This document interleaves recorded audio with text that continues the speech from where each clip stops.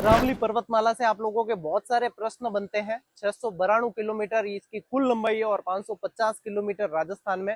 मैं जहाँ बैठा हूँ वो अरावली की चट्टाने ही है और मालानी पर्वत जो आप जानते हो बालोतरा बाड़मेर जिले के अंदर, वो यही पर्वतमाला है। इनसे संबंधित मैं आप लोगों को आज के इस सेशन में 4 सवाल और बताने वाला हूँ। तो ये देख लो, इसकी पहली तो चीज ये कि ये गोलाकार पहाड़ियां होती है, आप लोगों को ये चीज पूछते हैं। दूसरे यहाँ के मैं मंदिर बताता हूँ आप लोगों को, जो आप लोगों के एग्जाम में प्रश्न बनेंगे।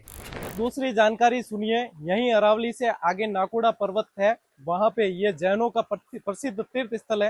भैरू जी का मंदिर है, जिन्हें हाथ का हुजूर के नाम से जाना जाता है, मेवा नगरी के नाम से जाना जाता है।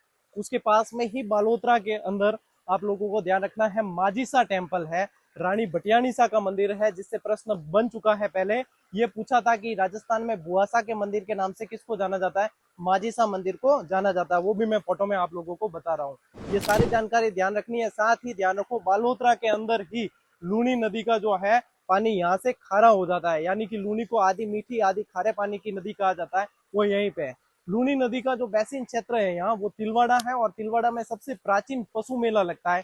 मल्लीनाथ जी की प्रमुख तीर्थ स्थली जो है वो यही है, और मालानी के घोड़े बहुत ज्यादा प्रसिद्ध है। तो ये 4-5 जो जानकारी आप लोगों को दी है, ध्यान रखना, आपके एग्जाम की दृष्टि से बहुत ज्यादा महत्वपूर्ण है। और जहां मैं बैठा हूँ वो चामुंडा माता मंदिर मोकलसर का है, और ये भी परीक्षा की दृष्टि से आप लोगों के इम्पोर्टेंट है।